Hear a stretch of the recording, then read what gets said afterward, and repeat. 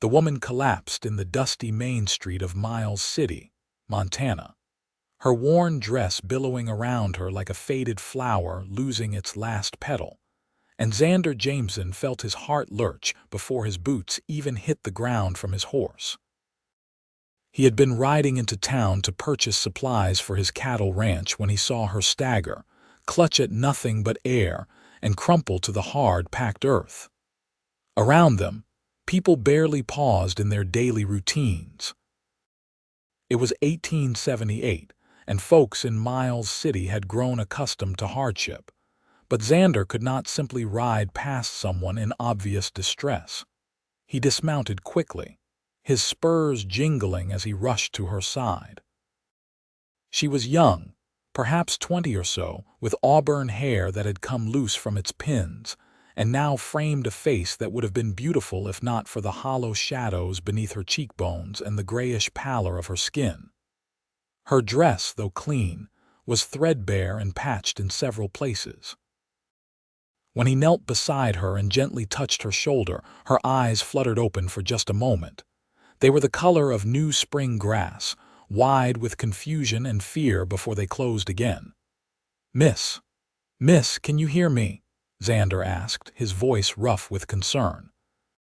He looked around at the passers-by. Someone fetched the doctor.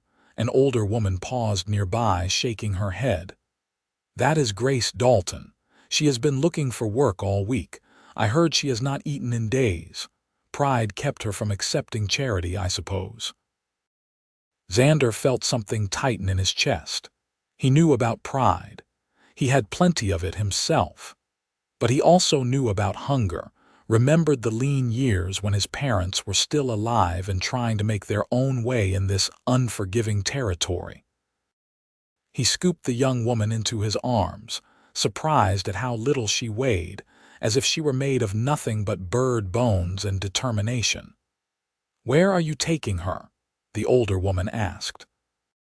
"To get food," Xander replied simply, carrying Grace toward the nearest establishment, which happened to be the Riverside Restaurant, a modest eatery run by a Chinese family who had settled in Miles City after working on the railroad. Inside, the proprietor, Mr. Chen, looked startled to see a rancher carrying an unconscious woman through his door, but he quickly gestured to a table in the back corner. Set her down. I will bring water." Xander laid Grace carefully on the wooden bench, positioning her so she would not fall. Her breathing was shallow but steady.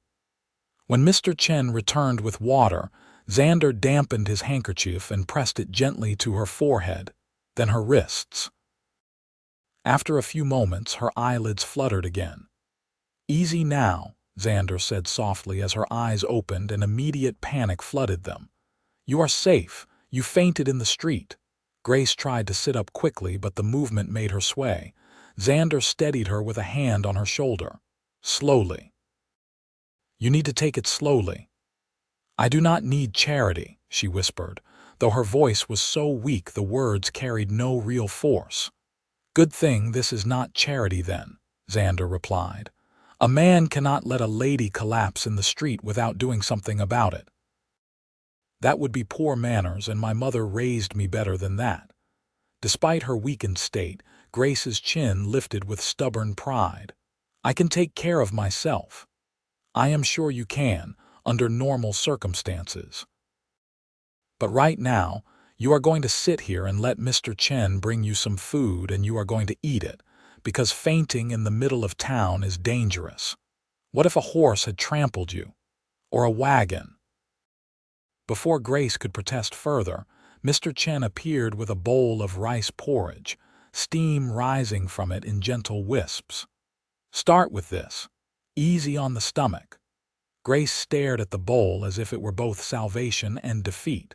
Her hands trembled as she reached for the spoon. Xander noticed and felt another pang of sympathy mixed with something else he could not quite name.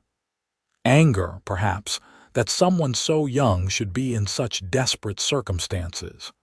"How long has it been since you ate?" he asked gently. Grace did not answer immediately, focusing on bringing the first spoonful to her lips. When she finally swallowed, she closed her eyes as if in prayer. 3 days, she admitted quietly. Maybe 4, I lost track. Xander felt his jaw tighten. What brought you to Miles City? I came from St. Louis after my father died 6 months ago. He worked as a clerk, and when he passed, there was nothing left. His employer took our lodgings back. I used what little money I had to travel west, thinking there would be opportunities for a woman willing to work hard. She took another small spoonful of porridge. But positions are scarce. The shops want girls with family connections. The hotel had already hired its staff. I tried to get work at the boarding house, but the owner said I looked too delicate for the labor required. Her voice carried bitter irony on that last word. There was nothing delicate about starvation, nothing fragile about the determination it took to keep searching for work when your stomach was eating itself. What kind of work are you looking for? Xander asked. Grace met his eyes then, and he saw fierce intelligence there beneath the exhaustion. Anything honest. I can read and write. I can keep accounts. I can cook and clean and mend. I am not afraid of hard work, Mr. Jameson. Xander Jameson. I run a cattle ranch about 10 miles north of here. Something flickered in Grace's expression, hope maybe, but she quickly suppressed it. I do not know anything about ranching. That was not a job offer, Xander said, though even as the words left his mouth, he was not entirely sure that was true. I was just introducing myself properly. They fell into silence as Grace ate slowly, carefully, the way someone does when their body has forgotten what food feels like. Xander ordered coffee for himself and sat across from her, studying her face when she was not looking. There was character there, strength in the set of her jaw and the way she held herself despite everything. She had the kind of beauty that would last, not the fragile prettiness that faded with the first hardship, but something deeper, more substantial. When she had finished half the bowl, Mr. Chen returned with bread and butter. You must eat slowly, he cautioned. Too much too fast will make you sick. Grace nodded, her eyes bright with gratitude and unshed tears. Thank you. I will pay you back somehow, I promise. Mr. Chen waved his hand dismissively. Your friend has already paid. Grace looked sharply at Xander. You did not have to do that. I know, he replied simply. They sat together for another hour as Grace slowly consumed the meal. Xander found himself telling her about his ranch, how he had inherited it from his uncle 2 years ago when he was 23. He had been working as a ranch hand in Wyoming, but when word came that his uncle had died without any children of his own, Xander had returned to Montana to claim the land and the small herd that came with it. It is not much yet, he admitted. About 200 head of cattle, a modest house, barn, and bunkhouse. I have 3 men who work for me full-time. During roundup, I hire more hands. The work is hard, but it is mine, and that means something. Grace listened intently, and Xander noticed the color gradually returning to her cheeks. It sounds like you have built something worth being proud of. I am getting there, he said. Then, before he could second-guess himself, he added, I could use someone to help with the cooking and housekeeping. The men do their best, but we are living like bachelors, and it shows. The house is in decent shape, but it needs a woman's touch. Meals are whatever we can throw together quickly. If you are interested, the position is yours. Grace's eyes widened. You would hire me, just like that. You do not even know me. I know you have been without food for 3 or 4 days, and you still have not lost your dignity or your manners. I know you are educated and willing to work.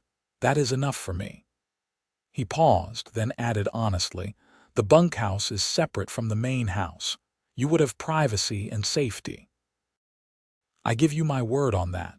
For a long moment, Grace simply stared at him, and Xander worried he had somehow offended her. Then a single tear slipped down her cheek and she quickly brushed it away. "Yes, thank you. Yes, I accept." Relief flooded through Xander and something more. Satisfaction, perhaps, at being able to help someone who so clearly deserved it. "We will get you a proper meal tonight at the hotel, let you rest, and head out to the ranch in the morning. I need to finish my supply run first." "I do not have money for a hotel," Grace said quietly. "I do," Xander replied. "Consider it an advance on your wages." Grace looked like she might argue, but then she simply nodded, accepting the help with as much grace as she could muster. They spent the rest of the afternoon in Miles City. Xander completed his errands, purchasing flour, sugar, coffee, ammunition, and various other supplies while Grace waited in the general store, which was at least cooler than the street. He noticed her studying the fabrics and sewing supplies with interest but not touching anything, her hands folded carefully in front of her. On impulse, he bought a length of sturdy cotton fabric in a soft blue color. "For curtains," he said when the shopkeeper wrapped it. "Or whatever you might need it for." He placed the package with his other purchases, ignoring Grace's surprised expression. That evening, they had dinner at the hotel restaurant. Xander ordered roast beef, potatoes, and vegetables, and Grace ate slowly, cautiously, clearly mindful of Mr. Chen's warning about eating too much too quickly after days of starvation. They talked more easily now, the initial awkwardness fading into something more comfortable. Grace told him about her childhood in St. Louis, about her mother who had died when she was 12 and her father who had done his best, but struggled after losing his wife. "He loved her very much," Grace said softly. "I think part of him died with her. He kept going for my sake, but it was like watching a candle slowly burn down. When he finally passed, it was almost a relief, knowing he was at peace." Xander told her about growing up on various ranches as his parents moved around looking for work, about learning to ride before he could properly walk, about the satisfaction of working with cattle and horses and land. "My uncle used to say that a man who owns land owns a piece of the future. I did not understand what he meant until I had the ranch in my name. Then it made sense. Everything I do now matters beyond just today. It is building something that will last." When dinner was finished, Xander walked Grace to her room at the hotel. At the door, she turned to face him, and in the lamplight of the hallway he could see how truly exhausted she was. "I do not know how to thank you properly, Mr. Jameson." "Xander," he corrected gently. "And you do not need to thank me, just get some rest. Tomorrow will be a long day." She smiled then, the first real smile he had seen from her, and it transformed her face from merely pretty to genuinely beautiful. "Good night, Xander, and thank you, regardless of whether you think I need to say it." He tipped his hat to her and left, but he could not seem to stop thinking about that smile as he made his own way to his room down the hall. The next morning dawned clear and bright, the kind of Montana summer day that made all the harsh winters worthwhile. Xander loaded his supplies into the wagon he had brought for that purpose, then collected Grace from the hotel. She wore the same dress as yesterday, but she had clearly washed it and herself, and her hair was neatly pinned back. She looked stronger already, the color back in her cheeks, though she was still far too thin. The ride to the ranch took about 2 hours. Grace sat beside Xander on the wagon seat, taking in the landscape with obvious interest. The grasslands stretched out in rolling waves of gold and green, interrupted occasionally by clusters of cottonwoods following the paths of creeks and streams. Cattle dotted the hills, and once they saw a small herd of antelope bounding away in the distance. "It is so open," Grace murmured. "So much sky." "Too much for some people," Xander replied. "Makes them feel small. My uncle used to say the land out here shows you what you are made of, whether you have it in you to stand up to all that space. I think I like it, Grace said thoughtfully. In St. Louis, everything felt so closed in. Even the sky seemed smaller between all the buildings. The ranch appeared gradually, first just a smudge of buildings in the distance, then resolving into a house, barn, corrals, and bunkhouse arranged around a dusty yard. The house was a simple wooden structure with a porch running along the front, not fancy but solid and well-maintained. Chickens scratched in the dirt near the barn, and horses stood in the corral, swishing their tails at flies. 3 men emerged from the barn as the wagon approached. Xander introduced them as they helped unload supplies. There was Tom, the oldest at perhaps 50, weathered and lean with kind eyes. Miguel, about 30, originally from Texas with a quick smile and capable hands. And young Danny, barely 19, eager and hardworking though still learning the finer points of ranching. Boys, this is Miss Grace Dalton. She will be handling the cooking and housekeeping from now on. I expect you to treat her with respect. All 3 men quickly agreed, tipping their hats and offering polite greetings. Grace returned them with quiet dignity, and Xander noticed she met their eyes directly, not looking away or acting cowed despite being the only woman on a ranch full of men. He showed her into the house, suddenly seeing it through her eyes and feeling embarrassed at the state of things. The main room served as kitchen, dining area, and sitting room all in one. Dishes were stacked haphazardly by the wash basin. The table was scarred and wobbly. Dust covered every surface. Through the doorway to the bedroom that had been his uncle's, he could see the unmade bed and clothes draped over the single chair. I know it is not much, Xander started, but Grace was already rolling up her sleeves. It is a home, she said simply. It just needs some attention. Where should I put my things? She paused, looking embarrassed. Though I suppose I should admit I do not have any things, just what I am wearing. Xander felt that now familiar pang of sympathy. We will take care of that. For now, you can have the bedroom. I will move my stuff to the bunkhouse with the men. I cannot take your room, Grace protested. You can and you will. It is not proper otherwise, and besides, I will sleep better knowing you are safely in the house with a door that locks. He did not mention that he had been sleeping in the bunkhouse more often than not anyway, finding the house too empty and echoing without his uncle's presence to fill it. They spent the rest of the morning settling Grace in and giving her a tour of the property.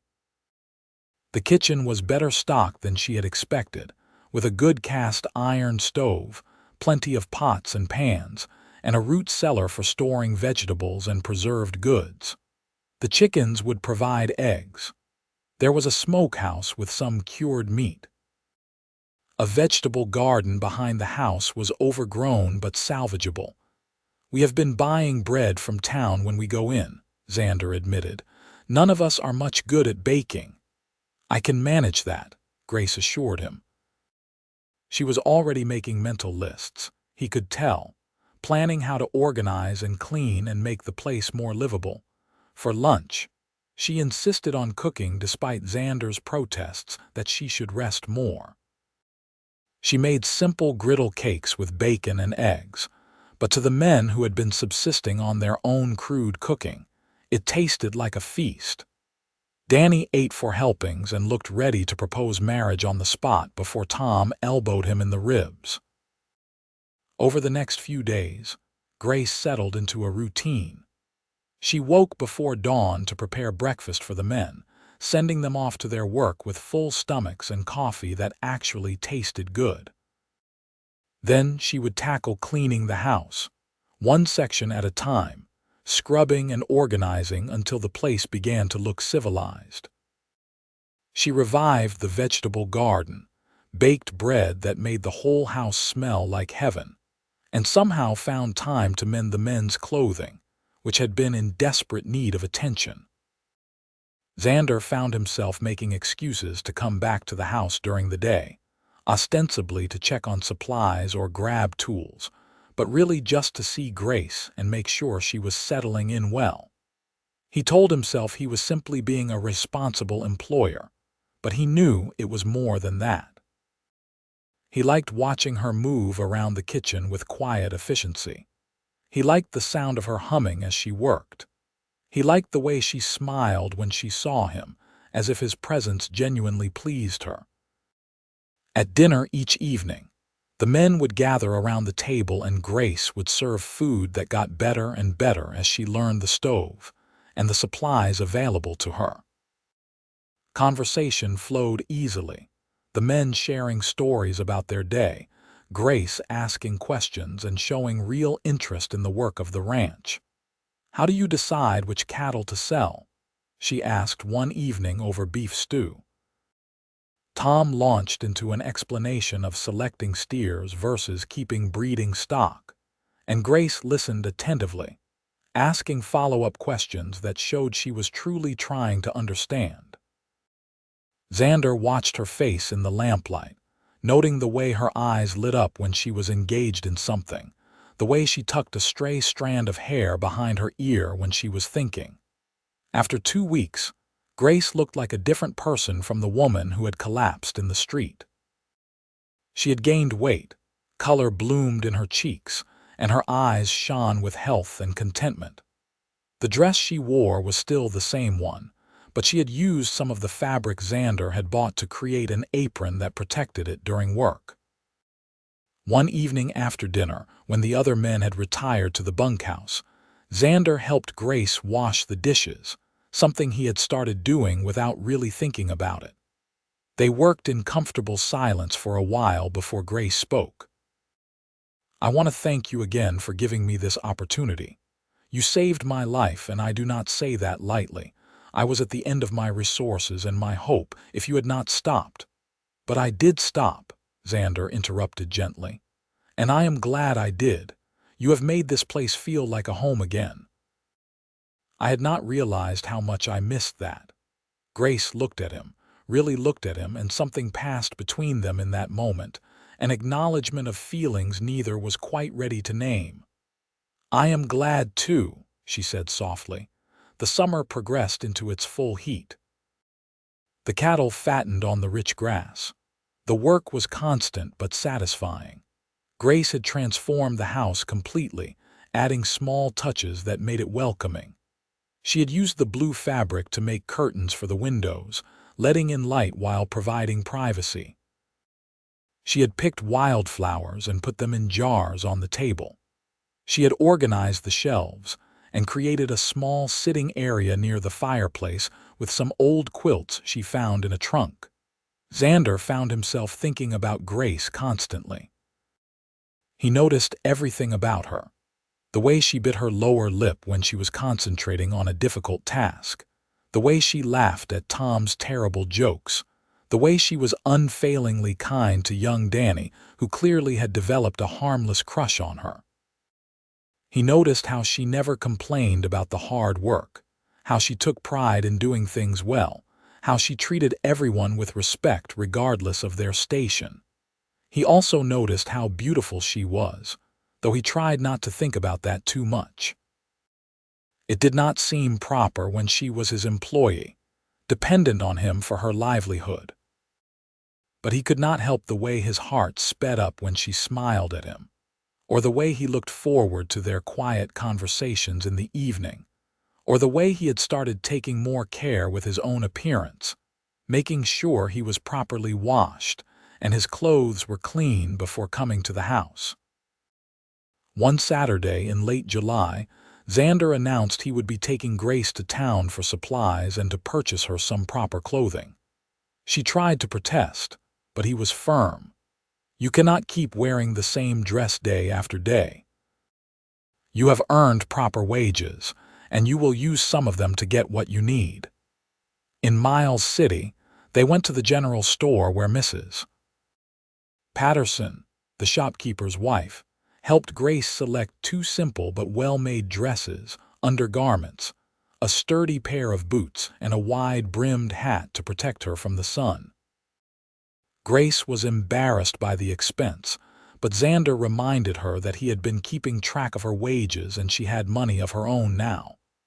"You are not a charity case," he told her firmly. "You have earned every penny through your work. Let yourself have this." While Grace was trying on the dresses in the back room, Mrs. Patterson approached Xander with a knowing smile.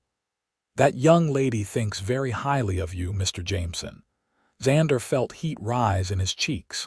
"She is a good worker." "I am sure she is. But a man does not look at his cook the way you look at her unless there are feelings involved." Mrs. Patterson's expression was kind. "There is no shame in it. She seems like a fine young woman." Xander did not know what to say to that, so he busied himself examining some tools until Grace emerged in one of the new dresses, a simple gray cotton with white trim. She looked lovely and healthy and happy, and Xander felt his chest tighten with emotion he could no longer deny. They had lunch at the Riverside restaurant, and Mr. Chen was delighted to see Grace looking so well. "You have good color now, and you are smiling. This makes me very happy." "Mr. Jameson has been very generous," Grace said, and Xander noticed she had started calling him by his first name in private but still maintained formality in public. After lunch, they walked along the Tongue River, which ran along the edge of town. The water moved lazily in the summer heat, and cottonwood trees provided some shade. They found a spot on the bank and sat together, watching the current flow past. "I have been thinking," Grace said after a while, "about how strange life is. 2 months ago, I was at the lowest point I have ever known. I had no money, no prospects, no hope. I honestly thought I might die alone in some alley, and no one would even know my name. And now—" She gestured around them at the river and the sky and the life bustling in town behind them. "Now I have purpose and security. I have a home, even if it is not truly mine. I feel useful and valued. It is more than I ever thought I would have again." Xander wanted to tell her that the home could be truly hers if she wanted it, that he valued her far beyond her skills as a cook and housekeeper, that the thought of her leaving made him feel hollow inside. But the words stuck in his throat, held back by fear of ruining what they already had. Instead, he said, "You have given me something valuable too, purpose beyond just work. The ranch feels like more than just a business now. It feels like a real home the way it was when my uncle was alive. That is because of you." Grace turned to look at him, and in her eyes, he saw something that made his breath catch. Before either of them could speak, a commotion from town drew their attention. Someone was shouting, and they could see people running toward the main street. They hurried back to find a crowd gathered around a rider on a lathered horse. "Bandits!" the man was shouting. "They hit the Thornton place south of here, stole their horses and what money they had. Sheriff needs to form a posse." Xander felt Grace tense beside him. Bandits were an unfortunate reality of life in Montana territory, but they were usually farther from settlements. Having them this close to Miles City was concerning. Sheriff Morrison was already organizing men. He saw Xander and called out, "Jameson, you any good with that rifle?" Xander had his Winchester in the wagon. "Good enough. Then I could use you." Xander looked at Grace, torn. He did not want to leave her, but he also could not ignore a call for help when neighbors were in danger. "I should go." Grace nodded, her face pale but composed. "Be careful, please." He wanted to kiss her then, wanted it so badly it was almost painful, but instead he just squeezed her hand briefly. "I will come back, I promise. Wait for me at the hotel. I will collect you when this is done." The posse rode out within the hour, following the trail left by the bandits.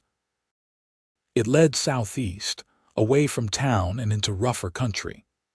There were 7 men in the posse, including Xander and the sheriff, all of them experienced with firearms and riding. They pushed hard, knowing that every hour that passed made the trail colder. They camped that night in a small draw, building no fire to avoid giving away their position. Xander found himself thinking about Grace, hoping she was safe at the hotel, wondering what she was thinking. He realized with sudden clarity that he had fallen completely in love with her. It was not just attraction or fondness, but something deeper and more permanent. The thought of anything happening to him and never seeing her again was unbearable. "You thinking about that pretty cook of yours?" Tom, who was part of the posse, asked quietly from where he was rolled up in his bedroll nearby. "That obvious," Xander replied. "Only to anyone with eyes. You going to do something about it?" "I do not know if she feels the same way." Tom snorted softly. "Boy, that girl looks at you like you hung the moon. What you waiting for? A written invitation?" Xander was saved from answering by the sheriff calling for quiet, but Tom's words stayed with him through the long night. They caught up with the bandits the next afternoon. There were only 3 of them, which was lucky, and they had holed up in an abandoned line shack, not expecting anyone to follow them so quickly. The sheriff called for them to surrender, and after a tense standoff, they did, realizing they were outnumbered and outgunned. The stolen horses were recovered, along with most of the money. The ride back to Miles City took another day and a half. Xander was dusty, tired, and sore by the time they arrived, but his first thought was finding Grace. He went straight to the hotel and found her in the small sitting room, mending something by lamplight. She looked up as he entered, and relief flooded her face. "Xander," she set aside her sewing and stood, and before either of them thought better of it, she was in his arms. He held her tightly, breathing in the clean scent of her hair, feeling her heart beating against his chest. "I am sorry I worried you." "I was terrified," she admitted, her voice muffled against his shoulder. "I kept thinking about how I had just found you, just found this new life, and what if something happened and it was all taken away again?" Xander pulled back just enough to look at her face. "Grace, I need to tell you something, and I cannot wait anymore. These past 2 days, all I could think about was getting back to you. Not the ranch, not the cattle, you.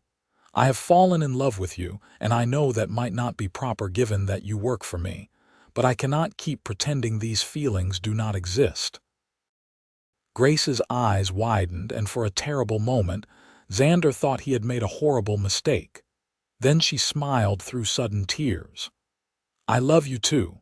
I have for weeks, maybe since that first day when you helped me without asking anything in return. I just did not think someone like you could feel that way about someone like me." "Someone like you," Xander repeated incredulously. "Grace, you are the strongest, kindest, most capable woman I have ever known. When I look at you, I see my future if you will have me in it." She laughed, a sound of pure joy. "Of course I will. How could I not? You saved my life in every way that matters." He kissed her then, finally, and it was everything he had imagined and more. She tasted like hope and home, and when they finally broke apart, both of them were smiling. They stayed in town that night, in separate rooms to maintain propriety, but they had dinner together and talked for hours, making plans and sharing dreams. Grace told him about the things she wanted to do with the house, the garden she imagined expanding, the possibilities she saw for the ranch. Xander told her about his plans to increase the herd, maybe get some sheep as well, build a bigger barn. They talked about the future as something they would share, and it felt right in a way nothing else ever had. The next morning, they returned to the ranch together. Xander called the men together and announced that Grace was no longer just their cook and housekeeper. "I have asked Miss Dalton to be my wife, and she has accepted. We will be married as soon as arrangements can be made." The men cheered and congratulated them, clearly pleased by the news. Danny looked briefly disappointed but rallied quickly, shaking Xander's hand and telling Grace she deserved to be happy. Tom looked smug, as if he had known all along how things would turn out.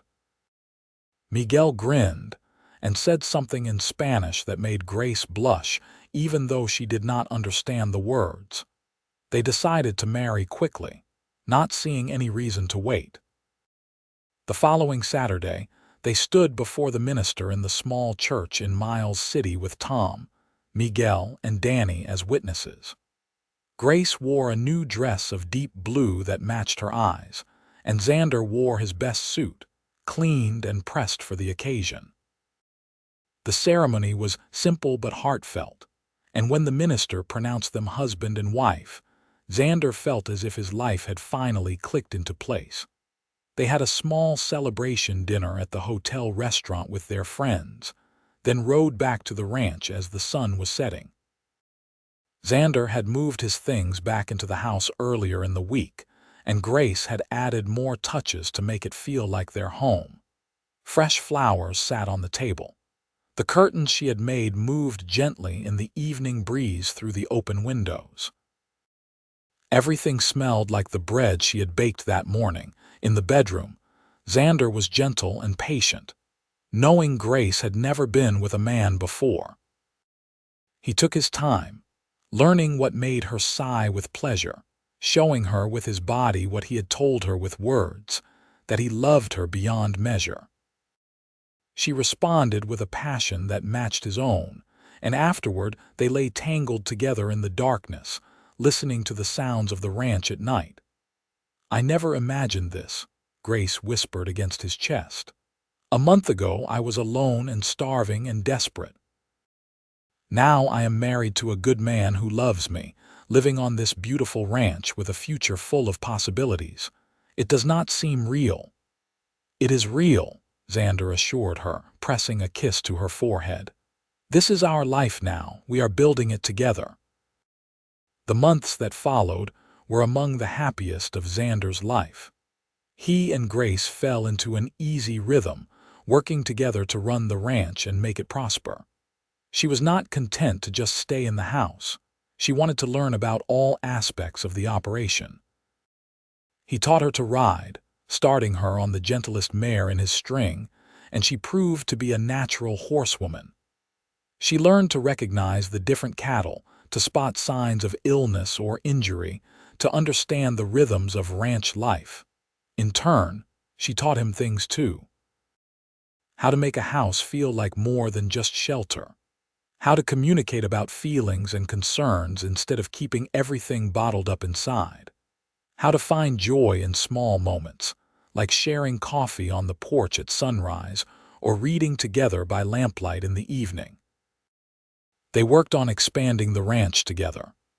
With Grace's help in managing the household expenses and keeping better records, they found they had more money available for investment.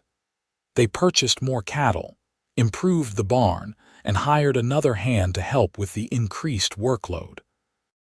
Grace started selling eggs and butter in town, and her baked goods became so popular that Mrs. Patterson asked if she would be willing to supply the general store regularly. Winter came, harsh and cold, but the house was warm and well stocked. Snow piled up outside, and sometimes they would be snowed in for days at a time, but Xander did not mind. It meant more time with Grace, talking and planning and simply being together. They would sit by the fire in the evenings, Grace sewing or knitting while Xander maintained equipment or worked on the ranch accounts. One night in late January, Grace set aside her sewing and looked at him with a mixture of nervousness and joy. "I have something to tell you." Xander looked up from the harness he was mending. "What is it?" "I am with child. We are going to have a baby." For a moment, Xander could not speak. Then joy overwhelmed him and he was across the room pulling her into his arms. "Truly, we are going to be parents." "Truly," she confirmed, laughing at his reaction. "The baby should come in late summer if my calculations are correct." They told the men the next day, and another round of congratulations followed. Tom, who had children of his own grown and scattered, gave Xander advice about fatherhood. Miguel promised to help however he could. Danny started working on a cradle in his spare time, carefully carving designs into the wood. As spring arrived and Grace's pregnancy became more visible, Xander found himself becoming protective. He did not want her doing anything too strenuous, though she laughingly assured him she was perfectly healthy and capable. Still, he made sure she had help with heavy tasks and insisted she rest more. "I am carrying a baby, not dying of a wasting disease," she told him with fond exasperation one afternoon when he tried to stop her from hanging laundry. "I know, but I want you to be careful. You are precious to me, both of you." Her expression softened. "And you are precious to me. But you must let me live my life. I will tell you if I need help, I promise." The baby arrived on a hot August night, announcing their presence with a strong, healthy cry that filled the house. The midwife from town, Mrs. Henderson, had arrived that afternoon when Grace's labor started, and she handled everything with calm efficiency.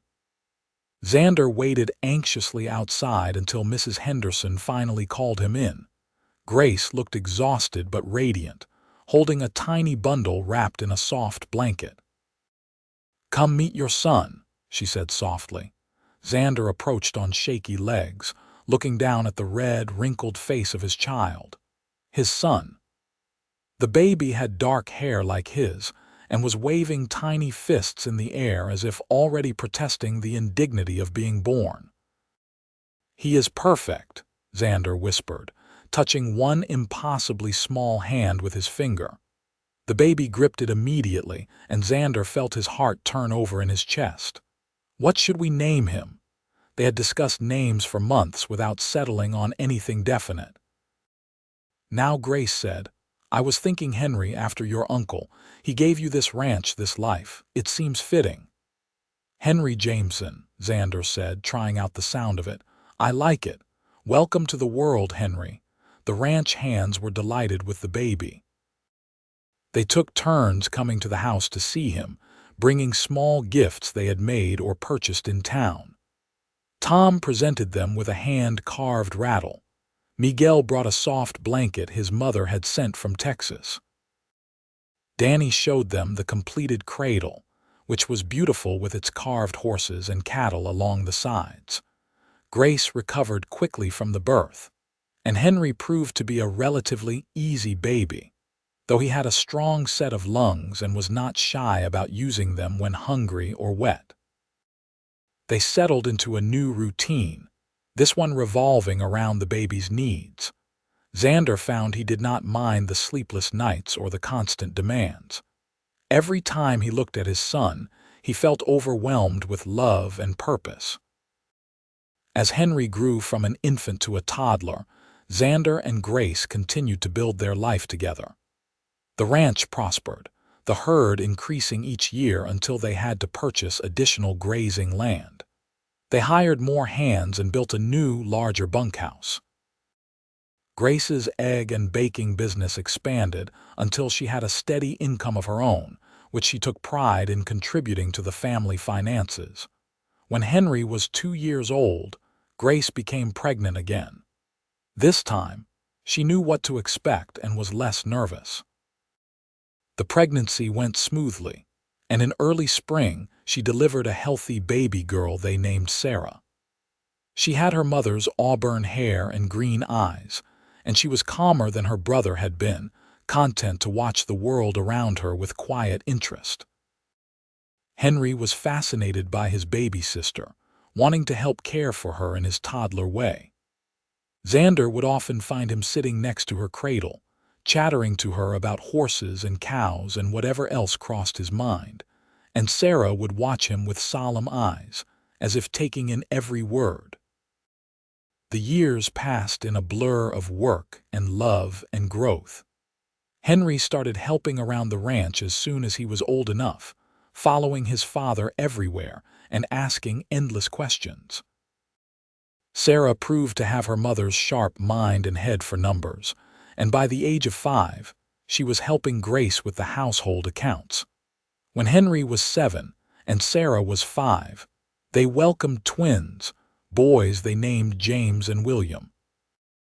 The house felt full to bursting, noisy and chaotic and perfect. Xander had to expand the house, adding rooms for the children and a larger kitchen to accommodate their growing family.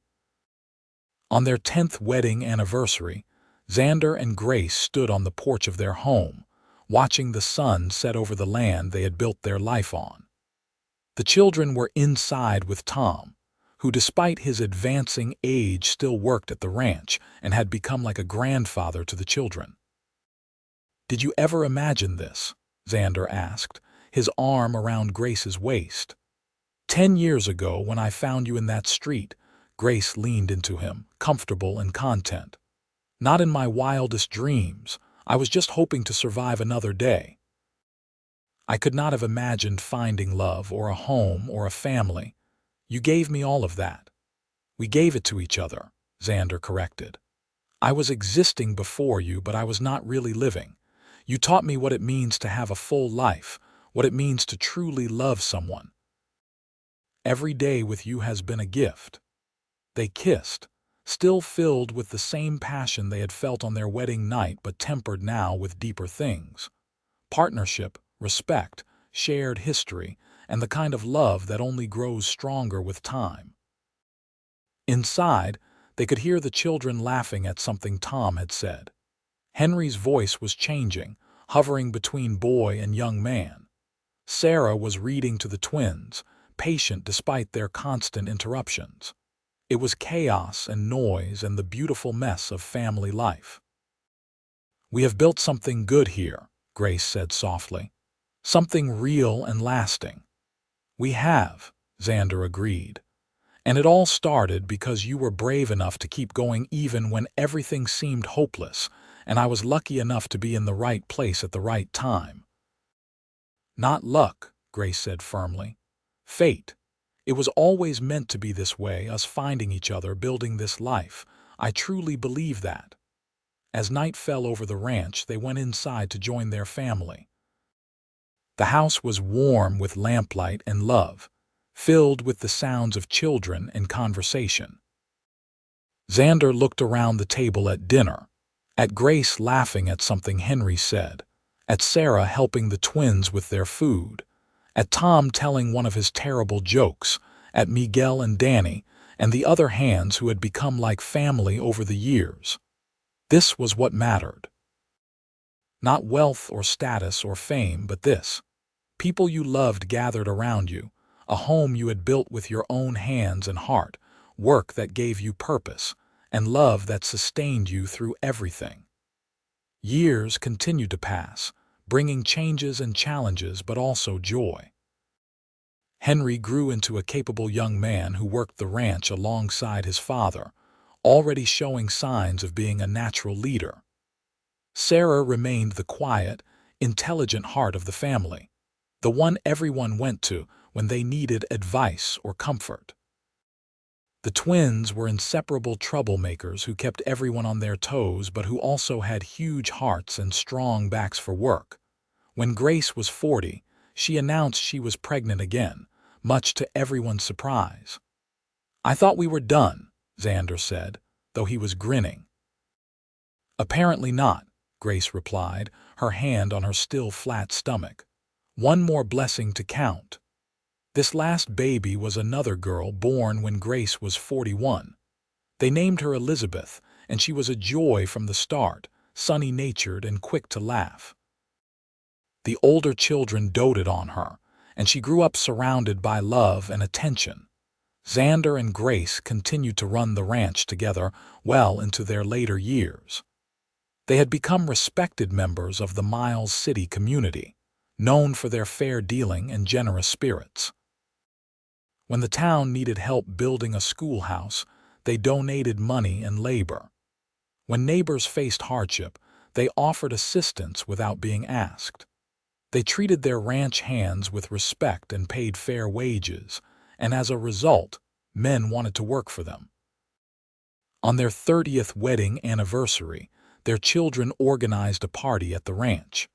All 5 were there with spouses and children of their own now. The house and yard were full of family. 3 generations gathered to celebrate the love that had started it all. Henry, now a grown man of 28 running much of the ranch's daily operations, stood to give a toast. To my parents, who showed me what real love looks like. My father could have ridden past my mother that day in town. Most men would have. But he stopped and he helped, and he saw the person she was beyond her circumstances. My mother could have given up when things were at their darkest, but she kept going, kept believing things could get better. Together, they built not just a successful ranch but a real home, filled with love and laughter and purpose. Everything good in my life comes from the foundation they laid. To Xander and Grace Jameson, everyone raised their glasses, echoing the toast. Xander looked at Grace, seeing both the young woman who had collapsed in the street all those years ago and the strong, accomplished woman she had become. Her hair was streaked with silver now, and time had left its marks on both of them, but to him, she was as beautiful as ever. "I would do it all again," he told her quietly as the party continued around them.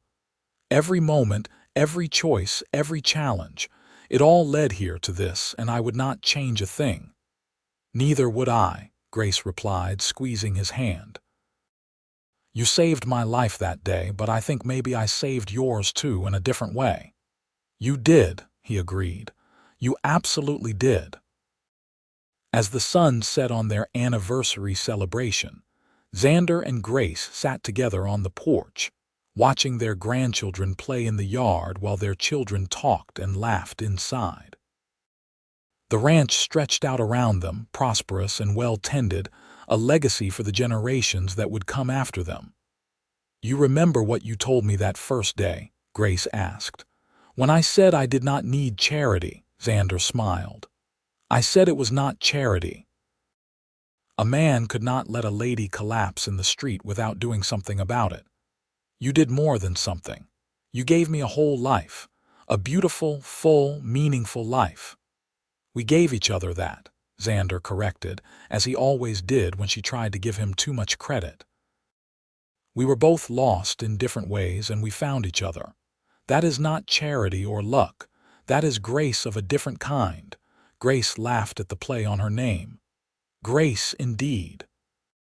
Amazing grace, to find love when I least expected it, to build a family when I thought I would always be alone, to have a home when I had nowhere to go." They sat in comfortable silence for a while, holding hands as they had so many times over the past 30 years. The sounds of family surrounded them, the best sound in the world. When it grew dark, and the children began gathering their own families to head home or to the guest rooms prepared for them, Xander and Grace remained on the porch a little longer. Above them, stars filled the Montana sky, the same stars that had looked down on them that first day when their lives intersected in a dusty street in Miles City. "I love you," Xander said, words he had spoken thousands of times but which still carried weight and meaning.